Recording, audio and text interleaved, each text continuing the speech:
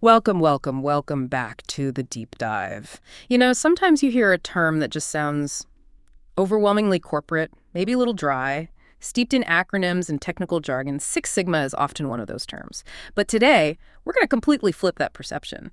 Because underneath all the charts and data, Six Sigma actually borrows a brilliant, surprisingly relatable idea from the world of martial arts. It's true. It really is fascinating how a system that's all about precision, process improvement, problem solving, how it's adopted this visual progressive journey, almost philosophical, that you see in things like karate or judo.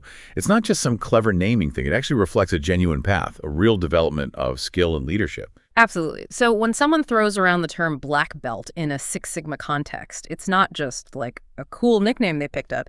It signifies a specific, pretty rigorous level of expertise, much like earning a black belt in, say, Taekwondo means you've put in the hours, you've mastered the techniques, and you're actually ready to lead.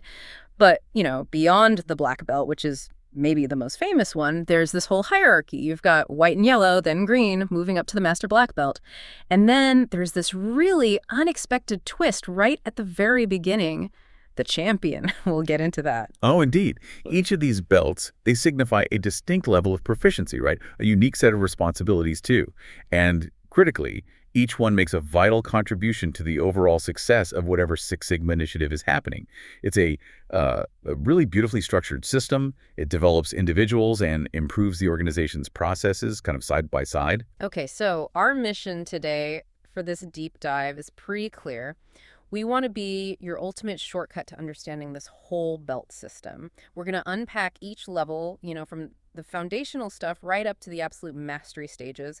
We'll detail what each specific role actually does. We'll give you the crucial insights, maybe some surprising facts like that champion thing we just hinted at, and just bring some clarity. And we promise we'll try our best to do it without getting totally bogged down in that heavy jargon that sometimes makes these topics feel, a bit walled off. By the end, you'll hopefully see how each belt is really an indispensable piece of a larger, incredibly efficient, and honestly a pretty human-centric process. Yeah, and we can do this because we're drawing from some really comprehensive source material.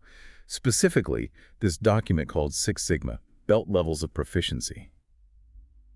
It gives us that granular detail, those essential nuggets of knowledge we need to really demystify what can look like a very complex, almost opaque hierarchy at first glance. It's all about pulling back the curtain, showing the who and the what behind a successful process improvement. Okay, let's dive in then. Let's unpack this fascinating structure, starting with that core idea, the belt system itself. Like you said, in martial arts, that progression, white, yellow, green, brown, black, they're not just for show. They mean something. Skill, discipline, experience, mastery. And Six Sigma has basically taken that exact concept and just applied it to the world of quality improvement and managing processes. Precisely. The fundamental idea is just that. Six Sigma uses a sequence of colored belts, very much like martial arts, to formally acknowledge, to certify different levels of skill among its practitioners. And this isn't just, symbolic. These belts are actual certifications. They qualify individuals to perform specific functions, specific roles within Six Sigma projects. It sets up a clear, visual, and pretty much universally understood hierarchy of expertise. It makes sure people get responsibilities that match their training and what they've actually shown they can do.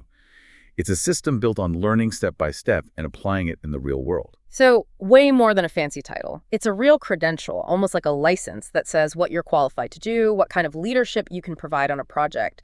And it's a journey, right? Building from basic skills all the way up to strategic leadership, teaching, starting with that weird champion thing, then white, yellow, green, black, and ending at master black belt. It really maps out a whole career path in this methodology. That's the traditional path, yes. It's quite structured. It clearly outlines a professional development track. The whole point is to incrementally increase someone's responsibility, their technical know-how, and their leadership skills within this Six Sigma framework. Each step builds on the one before, deepening both the theory and the hands-on experience. Okay, now here's where it gets really interesting for me, and honestly a bit weird if you're new to this. When you hear champion, instinctively you think top of the pile, right? The winner, the ultimate leader. But in Six Sigma, the champion belt is actually described as the lowest level of certification. This really made me pause when I first saw it. It seems totally backwards. Can you explain that? Why call the foundational level champion? What's the logic there? Yeah, it's a great question, and it really highlights something crucial, almost philosophical about Six Sigma that makes it different from a lot of other operational methods. While champion sounds like, ultimate achievement, in Six Sigma it means a foundational strategic role. It's not hands-on technical in the usual project sense. A champion basically understands the core concepts, the values of Six Sigma. Their main focus isn't crunching numbers or managing the tiny details. It's about making the whole Six Sigma thing easy to grasp, easy to follow, and critically, making sure it lines up perfectly with the bigger company goals, the strategic vision. They're the high-level sponsors, really. Okay, so I think I'm getting this. They understand the why are we doing Six Sigma and the what are we trying to achieve with it. But they don't necessarily have the deep dive technical how, like the really nitty-gritty statistical stuff or process mapping. You've absolutely nailed it. Our source material is explicit on this. Champions, crucially, do not yet possess the quantitative skills necessary for success in actually doing the Six Sigma methodology themselves.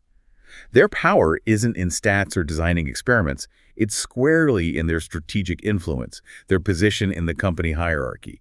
They're the visionaries, the executive sponsors who kick off and enable the whole Six Sigma journey in the first place. They get the value it brings, which lets them clear obstacles and get resources. Okay, that clicks much better. It's like the conductor of an orchestra. The conductor doesn't play every instrument, maybe none during the performance, but they understand the whole piece and guide where it's going. So if they aren't doing the quantitative stuff or the hands-on process fixing, what are they doing day to day? What's their main role, their responsibilities? Their main role is actually huge, and often its strategic importance gets overlooked. A champion is usually a senior leader, an executive, maybe part of a high-level committee. Their position gives them the organizational clout to start Six Sigma projects and push them forward, contributing directly to growth and efficiency. Their core job is spotting potential projects during the regular course of work. They have that bird's eye view, Yeah. seeing inefficiencies, bottlenecks, areas where Six Sigma could make a big difference. They see the forest, not just the individual trees. So they're the ones maybe looking at the business reports or hearing feedback and saying, hang on, this process here is costing too much, or this is too slow, or customers are complaining about this part. We need Six Sigma on this. They spot the problem and say, let's fix it. Precisely. Yeah. And once they spot those opportunities, they don't just point. They then work closely with other managers to develop and carefully organize the objectives for these new projects.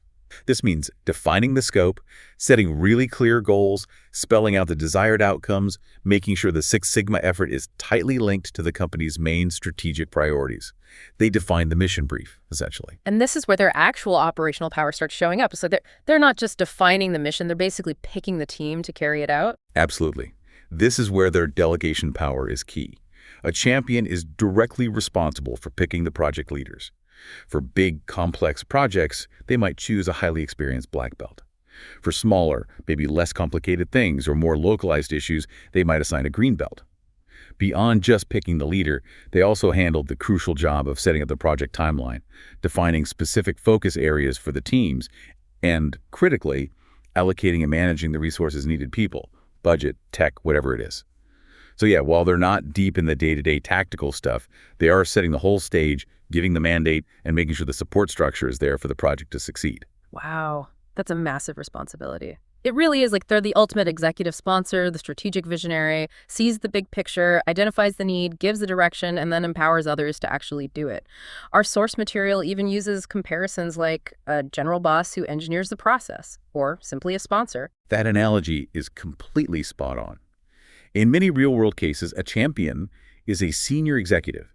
They have the authority and the insight to say what needs doing, and then they can effectively direct the teams, who often have the formal Six Sigma training, to take on and manage those projects.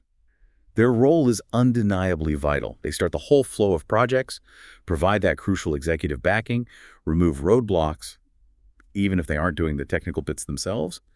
They give the project the strategic oxygen it needs. Huh. So if you're ever in a meeting about Six Sigma and someone gets called a champion, now you know, they're not necessarily the one who's going to be down in the weeds with the data. They're the strategic visionary, the executive sponsor, the one who saw the problem, set the course, and gave the green light. That is completely different from what the word champion usually makes you think. Totally flips the script. It really does. It underscores that real leadership in Six Sigma isn't just about technical skill or being a stats whiz. It's just as much about strategic foresight, organizational influence, and the ability to kick off and enable major change. It's about making sure all that hard process work aligns with the big business goals. Okay, so building on that vision, where does the actual groundwork start? If the champion sets the strategy, who are the frontline troops, the ones actually spotting the first signs of trouble on the ground? That brings us to the white belt. This sounds like the absolute entry point into the operational side of Six Sigma. What does a white belt do? What's their part in this whole picture? The white belt is definitely the true starting point for people getting involved operationally. Their main focus is helping out with problem-solving efforts. Think of them as like an invaluable support team. The eyes and ears right there on the ground floor, helping to spot and maybe chip away at issues within a process. They're key to recognizing where things might be going wrong or could be improved, often just through their direct observation and maybe some basic data gathering. They might flag odd things or simple holdups they see every day. So they're spotting problems, maybe collecting some initial info, but are they actually designing the solutions or rethinking whole processes? Do they have much say in that? No, not really. Our source is quite clear. They do not participate much in the design of the Six Sigma task itself. Their role is more about being an active helper in existing problem-solving work, giving that crucial feedback from the front lines, helping gather data, rather than cooking up new strategies or leading complex analysis. They're really helpful in the measure and analyze parts, helping define the problem by bringing those real-world observations. Makes perfect sense. So more like crucial support, gathering the raw intel, assisting where needed.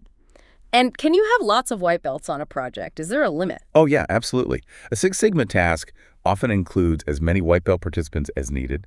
The main thing, as the source notes, is that they shouldn't be given too much control over a task because their expertise is just foundational, right? Right. Not comprehensive yet. It's a perfect starting point for anyone wanting to get into Six Sigma, gives them practical exposure, and it's a clear path forward too. They can take a test, get a yellow belt certification, then maybe a green belt. It's a very structured way to progress. Yeah. A nice accessible on-ramp to the whole Six Sigma journey. Sounds like a great way to get a broad base of employees involved in thinking about improvement. Okay, let's move up a notch to the yellow belt. Now, this is where things get a little odd, according to our source material. It says, a yellow belt is a person who has completed the green belt certification but has yet to complete a Six Sigma task. And then, right after that, a person who finishes a Six Sigma task immediately becomes a green belt. Okay, wait, let's unpack this. A yellow belt already finished green belt certification, but they become green belt after doing a task. That sounds like a bit of a head scratcher. Can you unravel this apparent contradiction? Huh? It does sound like a riddle, doesn't it? Yeah. And it points to an interesting nuance in how these certifications work in Six Sigma, especially compared to a simple step-by-step ladder. What the source seems to imply here, and this is key, is that yellow belt status, in this specific sense, means someone has done the theoretical training for a green belt. They've learned the material, understood the principles, maybe even passed a test on the theory.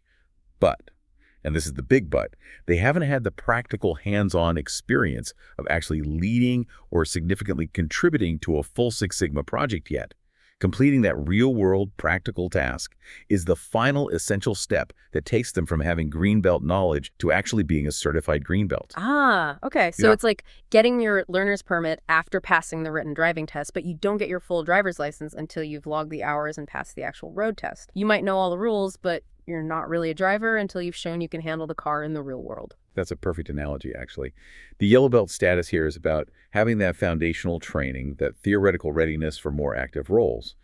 But it's the successful doing, the completion of a real Six Sigma project, that cements that knowledge into practical skill, earning the green belt title. It really hammers home that for Six Sigma, practical application isn't just nice to have, it's the final, non-negotiable step to get fully certified at this level. So, a yellow belt is in this crucial transition phase, ready for advancement once they turn theory into results.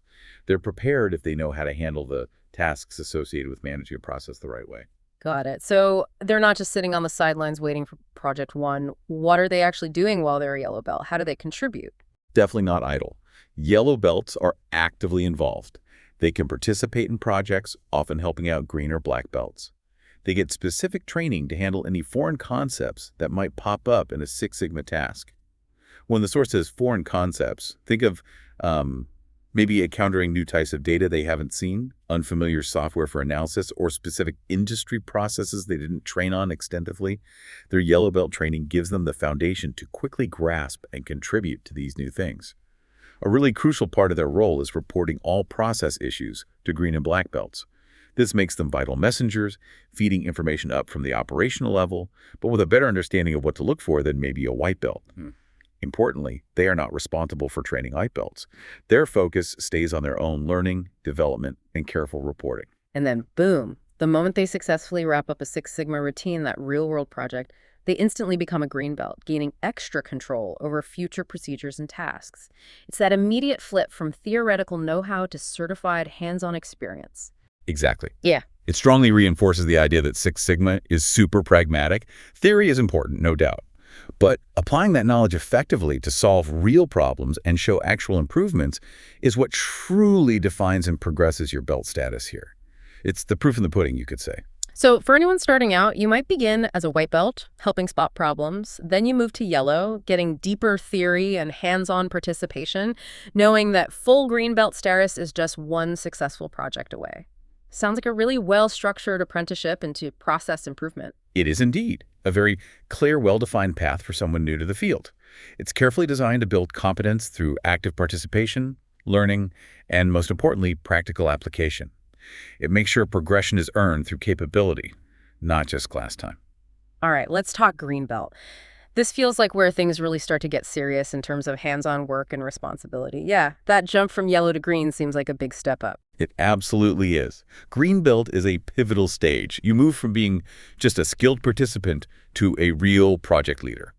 Our source says a green belt will take on more Six Sigma tasks thanks to their prior experience with other projects while in the yellow belt status. This directly highlights that the hands-on experience and understanding gained as a yellow belt aren't just helpful, they're crucial for the bigger responsibilities and leadership they take on now. They're actively driving change. So what exactly are these more tasks and extra duties? What kind of work are green belts doing that sets them apart from yellow belts? Their duties ramp up considerably. They're expected to do extra research and work with extra analytical tools. When we talk extra analytical tools, think beyond basic data gathering. They're actively interpreting data, using tools like Pareto charts to focus on the biggest problems, maybe basic control charts to watch process stability, or developing value stream maps to see and improve workflow. They're using tools like fishbone diagrams or the 5 whys for more serious root cause finding. They're actively providing further help through the DMAIC process or figuring out how to move forward with a lean task. DMAIC, yeah. Define, measure, analyze, improve, control, the core Six Sigma method. And you mentioned lean task. For folks less familiar, what does that mean here? Right, DMAIC is the backbone. And a lean task means applying principles from lean thinking, which is all about cutting out waste things like overproduction, waiting time, unnecessary movement, extra processing steps, too much inventory, defects, unused employee talent to make processes faster and more efficient. So a green belt is busy applying both the data-driven approach of Six Sigma and the waste-cutting focus of lean. They're defining project scope, measuring how things are now, analyzing why problems happen, designing and implementing fixes, and setting up controls to make sure the improvements stick. Sounds like they're right in the thick of it, managing their own specific piece of the bigger Six Sigma puzzle, leading their own mini-missions within the overall goal. Precisely. They usually work on smaller projects that are easy to follow. But these are still important initiatives. Their responsibilities include core project management stuff like producing a project charter. That's basically the rulebook for the project, right? It outlines the scope, defines the goals clearly, identifies the team, projects the benefits. For a green belt to create this means they're taking real ownership, framing the whole effort for their specific project. They're also responsible for determining what members of the team will participate, so they're building their own little operational teams. And what about communication and managing the team? How involved are they with the people side of these projects? Absolutely vital at this level. A green belt communicates consistently with other people in the Six Sigma project throughout the entire project to ensure a sense of control.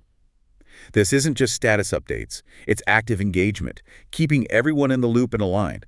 They also schedule and lead project meetings, making sure they're productive. Plus, they're constantly analyzing the data collected during the project throughout the duration of the program, using it to make decisions and track how things are going. Very hands-on with both project management and ongoing data work. Do they train others too, or are they just focused on their own projects? Yes, they do have a training aspect. Green belts may also be trained by the green belt to handle various tools and functions, which sounds a bit circular, but likely means they receive advanced training perhaps from black belts, and simultaneously, they often provide peer-to-peer or basic training for the white and yellow belts on their specific project teams. They must work well with all team members to keep the project running smoothly, really emphasizing that collaborative leadership. But important to remember, they still report up to a black belt. They get guidance and oversight, especially for trickier problems. Okay, so it's a definite step up from yellow belt. They're leading, analyzing, communicating, even training within their project's boundaries, but still under a higher belt for the big picture strategy and complex stuff. You could almost think of a green belt as like the skilled squad leader on the ground, leading specific, manageable missions, making sure things run smoothly, and communication flows within their team. They make sure the tactical goals get met. That's a really good analogy. They are absolutely the implementers of change. They take the strategy from the champion, the advanced guidance from the black belt, and turn it into action steps for their team. Their role is pivotal for actually getting individual process improvements done and delivering real results operationally. So, if you're ever on a team with a green belt, you know you've got someone capable, hands-on, deep in the project details, good with data, and a strong communicator. Definitely a key player, bridging that gap between the big ideas and getting stuff done. They are indeed. They represent that blend of technical skill, project management know-how, and emerging leadership, crucial for turning improvement ideas into real-world wins. All right, moving further up the ladder, we hit the black belt. Now, this is the one most people probably associate with Six Sigma, even if they don't know the whole system. Yeah. It sounds like this is where the really deep technical knowledge and serious leadership comes in. What makes a black belt different? You're right. The black belt is often seen as the core engine of Six Sigma execution. A black belt has more expertise in the Six Sigma process than a green belt. It signifies a deeper, more advanced grasp. They possess more technical skills, specifically a really solid understanding of statistics and other complicated processes. This is where those quantitative skills the champion didn't have become central and quite sophisticated. They're not just using tools, they're designing and interpreting advanced statistical analyses. They are also inherently capable of organizing meetings at a higher, more strategic level, not just for their own teams. But it's not all about the numbers and technical stuff, is it? Our source mentioned something really interesting, that a black belt should grasp the psychology of the people who are on a team. It seems like a fascinating and vital mix of hard technical skills and, soft skills. Why is understanding psychology so important at this level? It's absolutely critical, and it shows how a black belt evolves beyond just being technically good. A black belt should understand the psychology of the people who are on a team, thus producing a more controlled setup and arrangement for managing the content being used in the Six Sigma routine. This isn't just about everyone getting along, it's about effective change management. You can have the most perfectly designed process, but if the people doing it and the people affected by it aren't on board, motivated, and willing to change, it's going to fail. So they're not just crunching data, they're navigating human dynamics, dealing with resistance to change, building agreement, creating a culture where data-driven decisions are welcomed, not seen as a threat. That's a massive leap from just applying tools. Why is that psychology piece so critical for making improvements actually last? It's vital because process improvement fundamentally boils down to human behavior and adoption. A black belt leads multiple green belts and other team members through complex, often difficult changes. Understanding group dynamics, figuring out why people are resisting, fostering open communication, building a sense of shared ownership, these are paramount. They need to influence people, sometimes without direct authority, build trust, and motivate diverse teams towards a common, often disruptive goal. They ensure not just the technical correctness of the changes, but also the human acceptance and long-term integration of those changes into how people work every day. Without that, even the best statistical improvements can just wither away. Plus, they must manage an extensive amount of work and effort, ensuring tasks are handled smoothly, which demands superb organizational and people skills. So they might be the ones to realize a process isn't working because, say, people are confused by instructions or they don't like a new software tool rather than it just being a mechanical issue. And they're getting support too, right? Who do they report to, given their high level? Yes, they are supported from above. Black belts will be supported by a master black belt, who acts as their mentor and the ultimate technical guide. They may also report to his or her manager for any further instructions regarding alignment with broader company goals.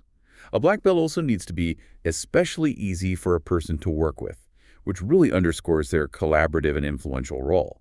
They cannot afford to feel intimidated by anyone, reinforcing their need for confidence when challenging norms or proposing big changes. And a really critical aspect, they must have a strong customer focus. The customer's needs will profoundly determine how an overall work process is managed under their leadership. They're constantly monitoring and mentoring the green belts, especially if projects hit organizational snags, basically acting as coaches and troubleshooters for those green belt teams. The source really emphasizes that the power that a black belt holds is vital for managing the tasks at hand. They sound like the absolute linchpin, mixing that deep technical knowledge with essential people skills, leading multiple complex projects. They are exactly that. The primary drivers of complex Six Sigma projects, often overseeing several green belt initiatives at once.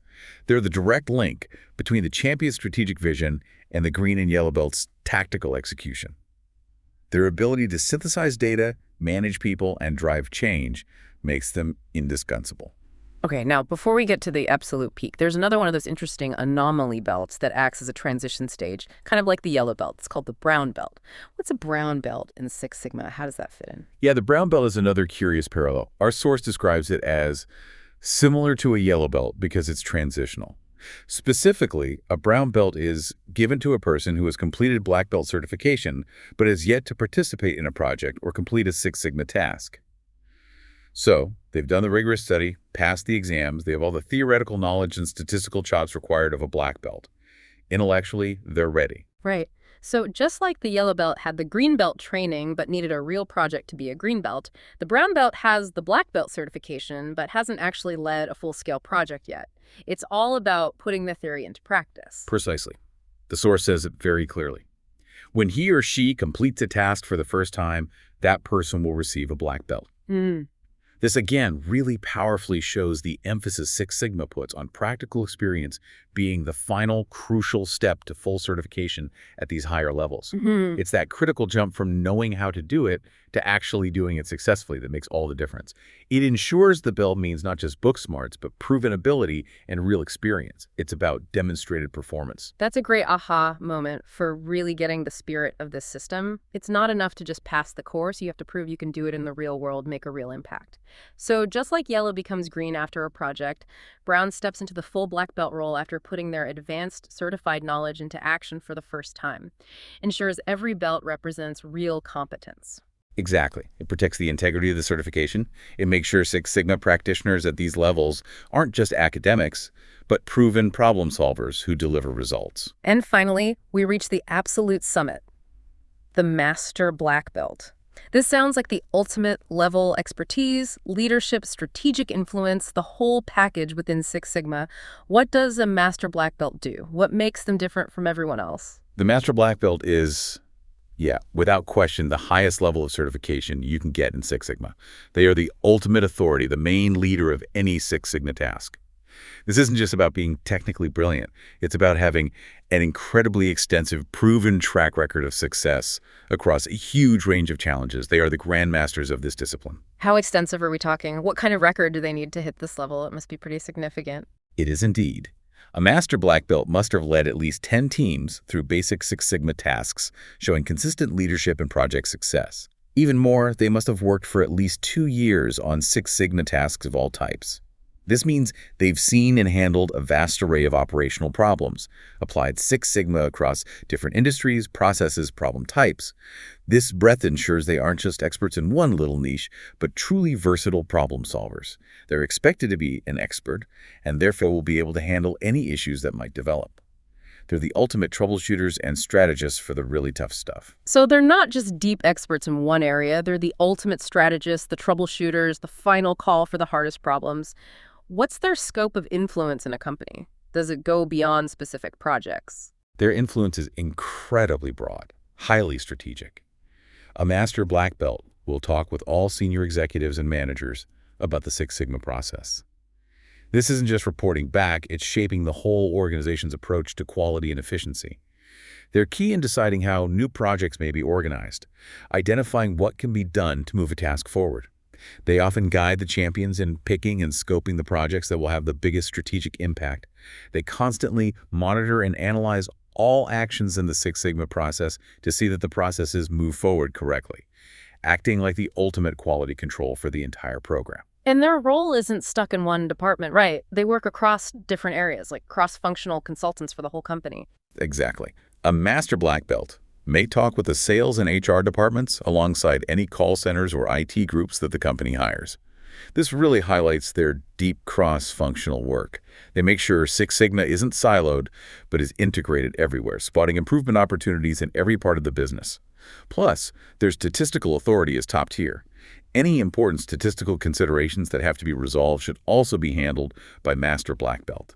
They're the final word on advanced stats, multivariate analysis, predictive analytics within Six Sigma. They're the ones who can fix the trickiest statistical puzzles or guide the company on using big data for major process breakthroughs. They have comprehensive knowledge, able to work with every lean and DMAIC concept. Wow. So ultimate problem solvers for the toughest statistical and operational challenges. But what about teaching and mentoring? Is that part of their job too, almost like a grandmaster passing down knowledge? Absolutely, and it's a huge part of their role. A master black belt can teach other people about Six Sigma theory with an emphasis on analyzing the tools and methods. This teaching role is absolutely crucial for spreading Six Sigma knowledge, skills, and culture through the organization. They design the internal training programs, mentor the black belts, make sure there's a steady stream of skilled people coming up. The source explicitly says, the mentorship skills that a master black belt offers are vital to the success of a task, while also confirming that a group can handle all the necessary Six Sigma tasks. They really are the guardians of the Six Sigma knowledge base, ensuring it keeps evolving and spreading. Huh. So when you think about a master black belt, they're not just deep experts. They're also the top strategists, the most impactful teachers, and the key connectors across departments.